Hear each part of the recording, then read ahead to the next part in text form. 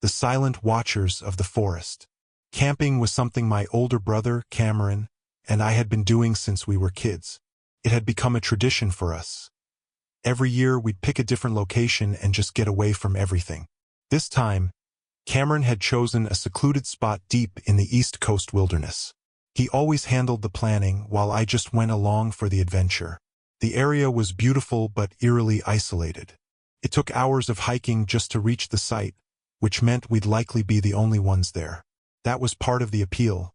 True wilderness, no crowds, no distractions. At least that's what we thought. Strange leftovers. When we arrived, we noticed something odd. The campsite wasn't well defined, just a few small clearings scattered among the trees. It was hard to tell if we were even in the right spot, but that wasn't what made us uneasy. As we explored the area, we found strange, abandoned objects. A trekking pole leaning against a tree, an old pair of hiking boots, a tattered jacket draped over a fallen log.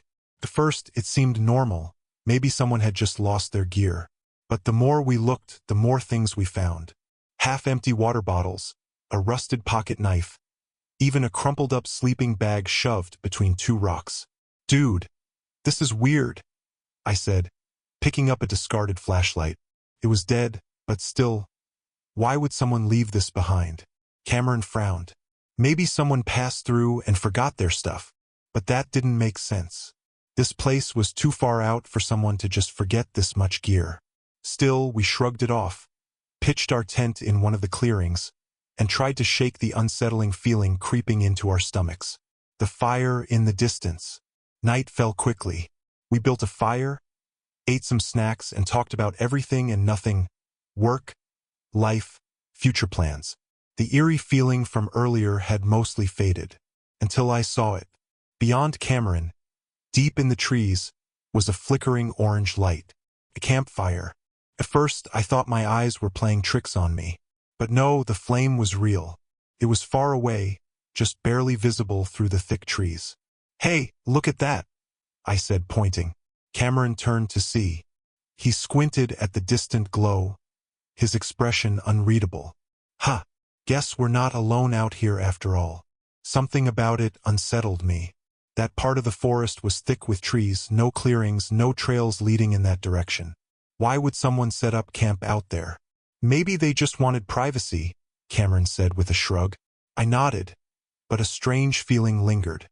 The figures in the dark. Later that night, I woke up abruptly. At first, I wasn't sure why. My mind was groggy, fogged by sleep.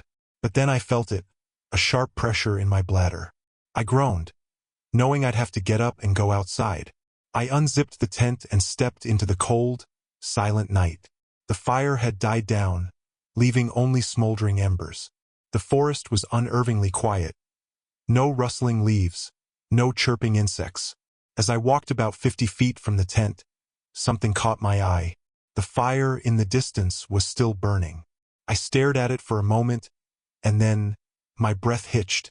Between me and the distant fire was a figure, a shadowy shape standing perfectly still. I blinked, thinking maybe I was imagining things. But as my vision adjusted, I saw more of them. 10, maybe 15, lurking in the darkness, watching. A cold shiver ran down my spine. I turned and walked quickly back to the tent, my heartbeat pounding in my ears. The watchers move. I hesitated before shaking Cameron awake. "Dude," I whispered urgently. "I think there's something out there." He groggily sat up, rubbing his eyes. "What?" "Just come look," I insisted. Reluctantly, he followed me outside. I pointed toward the trees. The moment his eyes landed on them, he froze. The figures had moved closer. They were still motionless, standing among the trees, but this time they were spaced out, their shapes barely distinguishable from the shadows. I stole a glance at Cameron. His face was pale, his mouth slightly open in fear. "What the hell?" he whispered. I didn't need to ask if he saw them too. His expression said everything. A sudden realization crashed into me like a tidal wave. They weren't just watching us. They were getting closer. I swallowed hard. "Should we leave?" Cameron didn't hesitate. "Yes." We didn't grab anything, just our car keys and wallets. There was no way in hell we were staying to find out what these things were. We moved fast, almost sprinting down the dark trail. The whole time, I expected to hear footsteps behind us, to feel hands grabbing at us from the darkness. But there was nothing, just silence. The aftermath. When we finally reached the car, we locked the doors, started the engine, and drove as fast as we could. We reported everything to the police, but they barely took us seriously. No missing persons cases, no reports of strange activity. Just a couple of campers who got spooked by the dark. We later thought about all the abandoned objects at the campsite, the forgotten trekking pole, the old boots, the torn jacket. Had they belonged to people who had camped there before us? And if so, why hadn't they come back for their stuff? The worst part? I don't know what would have happened if we had stayed. And I don't think I ever want to.